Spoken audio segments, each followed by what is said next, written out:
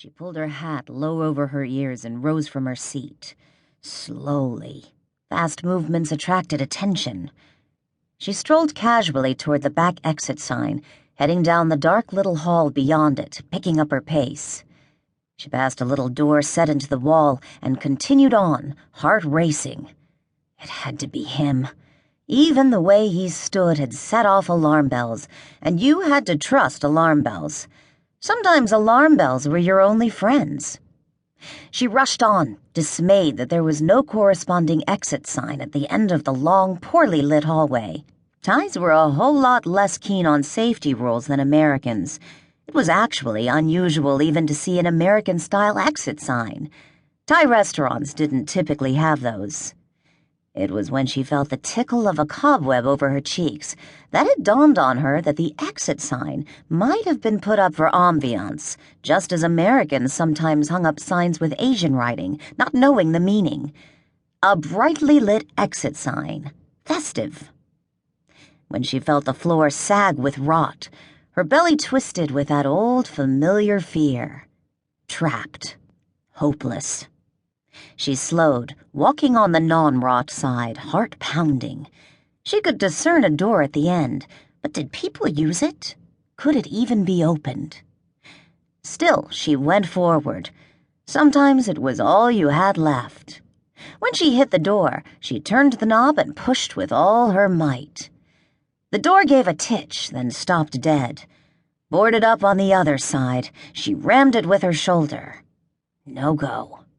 She spun around, overcome with the instinct to freeze in the dark like a rabbit, to be very small. No freezing. Move, move, move. She pulled her gun from her purse. Nobody coming? Maybe it wasn't Harkin out there, or maybe he hadn't seen her. But if it was Harkin, and if he had seen her, he'd know she was trapped. He'd be sitting out there relishing her fear like a twisted connoisseur, enjoying its rich, robust undertones and high notes of hysteria. Harkin had enjoyed mind-fucking her almost as much as Raleigh had, and if he caught her, he'd bring her back to the States and straight to Raleigh's prison for the conjugal visit from hell. The seconds crept on. She couldn't go back through the restaurant, but she couldn't stay.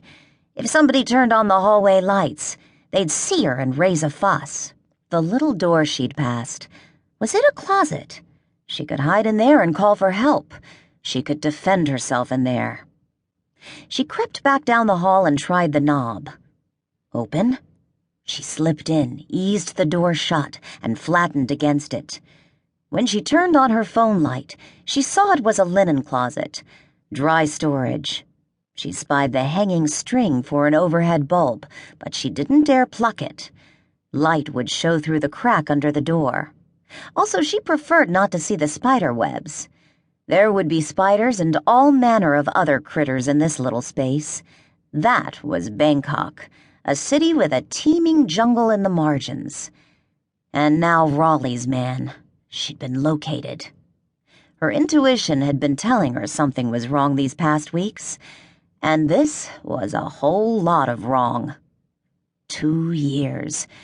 She'd almost been feeling like herself again. She got up her contact screen, scrolled to Rajini's image, and hit the call button. Hello? Rajini, Laney whispered, comforted just to hear her voice. Rajini was her best friend and savior. Laney? What? Is something wrong? Laney stared into the darkness. I think I saw Harkin. Are you sure? No. Well, my gut is surer than my eyes. No, I think it's him. I don't know. Crap. Where are you? In the linens closet of the Hungry Steer, Laney said. On Nokon Chaisi Road. What's going on? I wanted some mushroom ribeye and mashed potatoes, just as a treat. She didn't say it was her birthday. Rajini would feel awful to have forgotten it. Anyway, it was her old self's birthday, Emmeline's birthday. Emmeline was dead and buried. Laney wasn't supposed to think of herself as Emmeline anymore, and most of the time she succeeded.